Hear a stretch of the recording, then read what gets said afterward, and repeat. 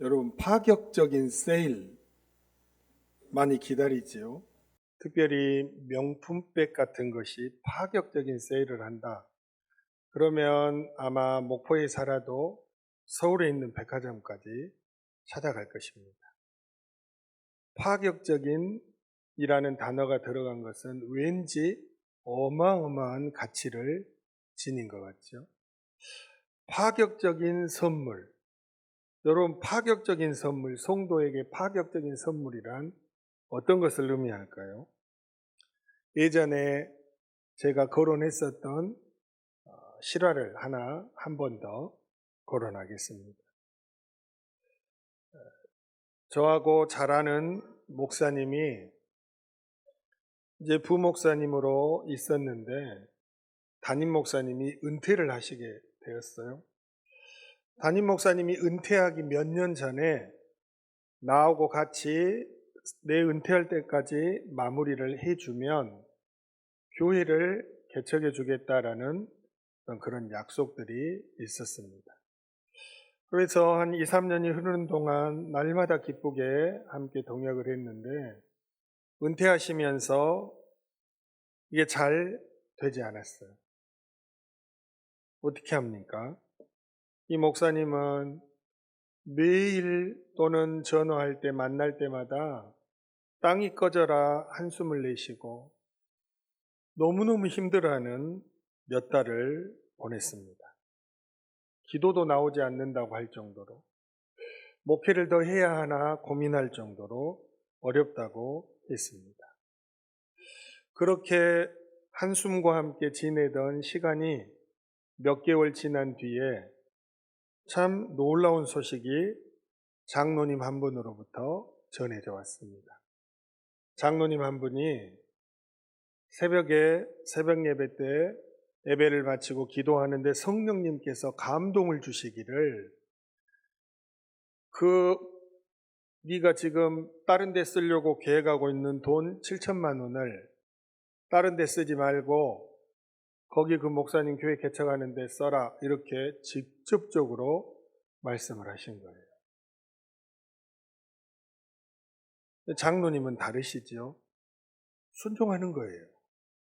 그래서 7천만 원을 헌금으로 내놓으니까 이제 다른 장로님들과 함께 급격하게 그러면 교회를 개척하는 걸로 교회 건물을 크진 않지만 작은 건물을 구입하고 교회를 개척해서 이 부목사님을 담임 목사로 파송하는 걸로 아주 급격하게 의견이 모아졌습니다. 몇 달 만에 있었던 일입니다. 그 뒤에 이 목사님을 만났을 때 어땠을까요? 할렐루야 이렇게 하고 만났어요. 그 전까지 땅이 꺼지도록 땅이 진짜 갈라지는 줄 알았어요. 그렇게 한숨을 쉬시던 분이 할렐루야 하면서 그렇게 즐거워하고 행복해하는 것입니다. 파격적인 선물이라는 것은 이런 걸 말하는 것입니다. 우리 예수님은 우리에게 파격적인 선물을 주시는 분입니다. 믿습니까?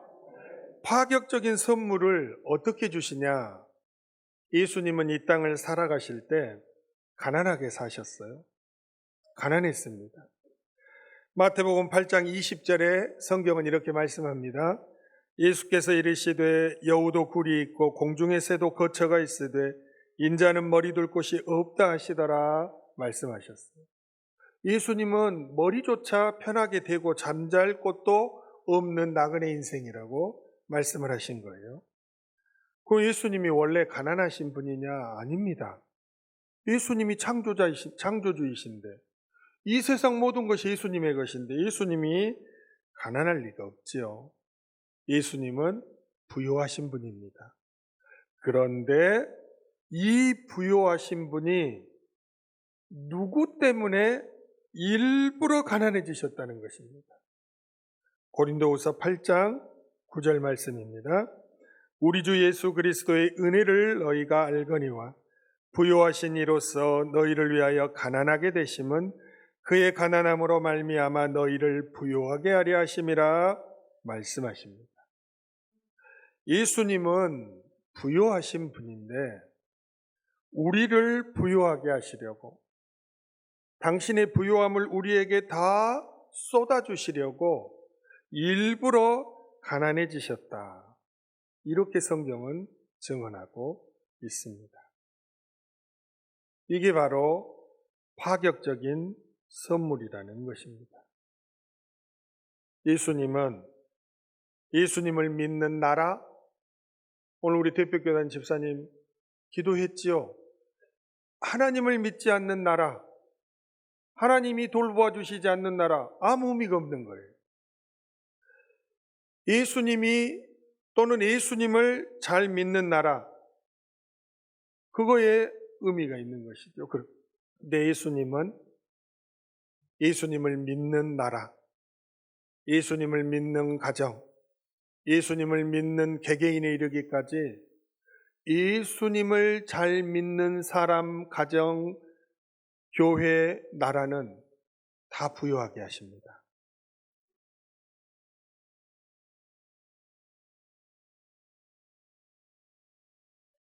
예수님을 믿는 나라들이 얼마나 부유하게 살까? 지금은 우리 한국이 많이 부유해졌습니다. 제가 여러분들께 말씀드리지만 우리 한국은 참 살기 편합니다. 유럽만 가도 얼마나 불편한지 모릅니다. 제가 말씀드리죠. 영국은 집값이 너무 비싸고, 독일은 의료보험료가 너무 비싸고, 한 번 가서 진료받으면 우리 애들 가서 예방접종 한 번 맞추는데도 한국 돈으로 몇만 원 합니다. 몇만 원이 1, 2만 원이 아니라 6만 원, 7만 원 합니다. 쉬운 일이 아니에요, 산다는 것이. 그런데 그런 물질적인 거, 편리한 거를 떠나서 이 나라 자체를 돌아다니다 보면 부요함이 느껴지는 것입니다. 모든 것이 부요한 거예요. 저는 특별히 노동자들을 대우하고 노동자들을 높여주는 독일의 나라의 정치들을 보면서 참 많은 것을 느꼈었습니다. 사랑하는 여러분, 예수님이 함께 하시면 꼭 물질적인 것을 떠나서 예전보다 훨씬 부유해지고, 예전보다 훨씬 맑아지고, 예전보다 훨씬 성장하고, 예전보다 훨씬 성숙해지고, 예전보다 훨씬 좋은 결과를 낳게 되는 것입니다. 예수님이 그렇게 해주시려고 일부러 가난하게 되셨다라고 말씀하십니다. 일부러 십자가를 지셨다고 말씀하십니다. 얼마나 놀랍고 파격적인 일입니다. 그런데도 여러분, 예수님이 아닌 곳에서 부요함을 찾습니까? 예수님이 아닌 곳에는 진짜 부요함이란 없습니다. 바리새인들을 잘 아시죠? 바리새인들이 어떤 사람입니까? 성전을 가까이 하고 늘 금식하고 기도에 철저했던 신앙인들이었습니다. 그들처럼 성전을 가까이 하고 금식과 기도를 즐겨하는 사람은 없었습니다. 그런데 예수님은 그들을 보고 가짜라고 말했습니다. 바리새인들은 돈이 많았습니다. 바리새인들은 부자들이었습니다. 그런데 예수님이 없는 부요함이란 가짜라는 것입니다. 아무리 신앙생활을 잘하는 것 같지만 가짜라는 것입니다. 예수님이 왜 가짜라고 그랬을까요? 누가복음 16장 14절의 말씀입니다. 바리새인들은 돈을 좋아하는 자들이라 이 모든 것을 듣고 비웃거늘이라고 말씀합니다. 바리새인들은 예수님 없는 돈만 좋아하는 사람들이었습니다. 그런데 오늘날 우리 교회에도 이런 이상한 풍토들이 밀고 들어와서 예수님을 잘 믿지도 못하고 신앙생활은 엉터리로 하는데 세상에서 좋은 대학 가고 좋은 기업에 들어가고 뭐 좀 월급 많이 받고 한 것 같으면 막 성공한 것처럼 하나님께 엄청난 복을 받은 것처럼 하는 묘한 풍토가 순수한 교회로 밀고 들어왔습니다. 사랑하는 여러분, 그거는 가짜입니다. 예수님과 함께 예수님을 통해 예수님만이 우리에게 부요함을 주시는 분이라 믿고 주님과 동행하며 때로는 주님이 우리에게 지어주신 십자가가 무겁고 힘들지라도 순종하며 따라가는 이들이 정말로 부요한 것이지, 예수님 없고 십자가 없는 부요함은 아무것도 아닌 바리새인들과 같은 가짜일 뿐입니다. 바리새인들이 얼마나 물질만을 사랑했던지 그래도 예수님은 바리새인들에게 기회를 주셨어요. 누가복음 11장 39절 41절에 부요함을 누리면서도 진짜가 될 수 있는 방법을 가르쳐 주십니다. 주께서 이르시되 너희 바리새인은 지금 잔과 대접의 겉은 깨끗이 하나 너희 속에는 탐욕과 악독이 가득하도다. 그러나 그 안에 있는 것으로 구제하라. 그리하면 모든 것이 너희에게 깨끗하리라 말씀을 하셨습니다. 구제할 수 있는 마음, 그건 예수님의 마음입니다. 예수님의 마음이 없는 사람은 구제할 수 없습니다. 어려운 일을 도울 수도 없습니다. 어려운 사람을 보고 긍휼의 마음도 가지지 못합니다. 예수님의 마음이 없이는, 예수님을 믿는 믿음이 없이는 주님이 함께 하시지 않으면 부요해도 구제할 수 없습니다. 그러나 예수님은 바리새인들에게 부요하지만 정말로 부요함을 누리는 길을 가르쳐 주셨습니다. 그러면 바리새인들이 자기들끼리 서로 도와주고 할 거 아닙니까? 그래서 구제해야 할 대상도 예수님은 분명하게 가르쳐 주셨어요. 누가복음 14장 12절부터 14절 말씀입니다. 또 자기를 청한 자에게 이르시되 내가 점심이나 저녁이나 베풀거든 벗이나 형제나 친척이나 부한 이웃을 청하지 말라. 두렵건대 그 사람들이 너를 도로 청하여 내게 갚음이 될까 하노라. 잔치를 베풀거든 차라리 가난한 자들과 몸 불편한 자들과 저는 자들과 맹인들을 청하라. 그리하면 그들이 갚을 것이 없으므로 내게 복이 되리니 이는 의인들의 부활 시에 내가 갚음을 받겠음이라 하시더라 말씀하십니다.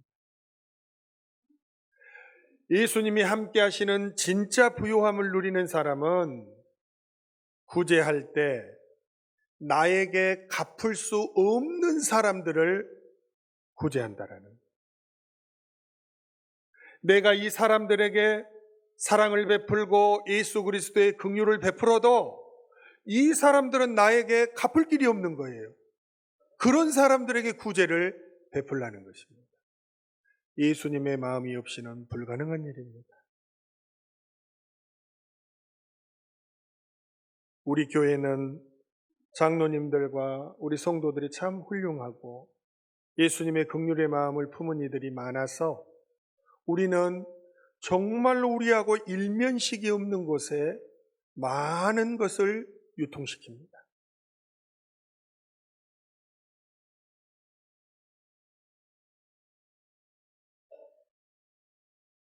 저는 세상에 교회가 많이 있지만 그래도 우리 교회와 우리 성도들은 예수님을 닮으려고 하는 성도요 교회임에 틀림없다고 자부합니다. 예수님의 마음이 없이는 절대로 나에게 도와줄 것이 없는, 나에게 유익을 가져다 줄 수 없는, 나와 상관이 없는, 나에게 무언가를 갚을 수 없는 사람에게 무한정 베푼다라는 것, 무한정 섬긴다라는 것은 정말로 어려운 일입니다. 부요한 교회, 부요한 성도, 부요한 사람의 삶은 마치 이와 같다라는 것입니다. 그런데 여러분, 이 부요함은 항상 위험한 문제들을 많이 발생시킵니다. 바리새인들을 보면서도 우리가 깨달았지만 부요함은 자칫 잘못하면, 절제하지 못하면 많은 문제를 야기시킵니다. 신명기 8장 12절부터 14절까지의 말씀입니다. 내가 먹어서 배부르고 아름다운 집을 짓고 거주하게 되며 또 내 소와 양이 번성하며 내 은금이 증식되며 내 소유가 다 풍부하게 될 때에 내 마음이 교만하여 내 하나님 여호와를 잊어버릴까 염려하노라 말씀하십니다. 사랑하는 여러분, 주님이 우리를 부요하게 하시기 위해 십자가를 지시기까지 낮아지시고 가난해지셨습니다. 그래서 우리를 부요하게 하시고 예전보다 더 넉넉하게 인도해 주고 계십니다. 그러나 늘 기억해야 할 것이 부요함만 추구하는 것, 예수님을 더 사랑하지 않고 부요함을 사랑하는 것은 다 가짜라는 것입니다.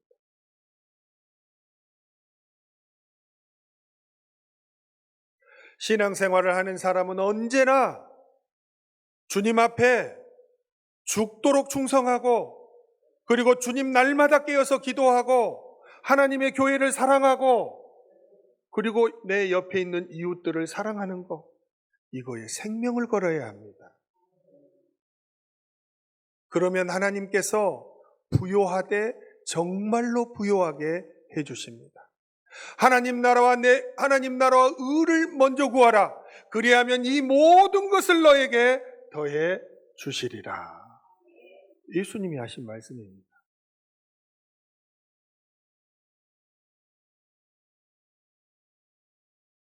그래서 우리 주님은 사순절 첫 번째 주일을 맞이하는 여러분과 저에게 정말로 바라시는 것이 있습니다.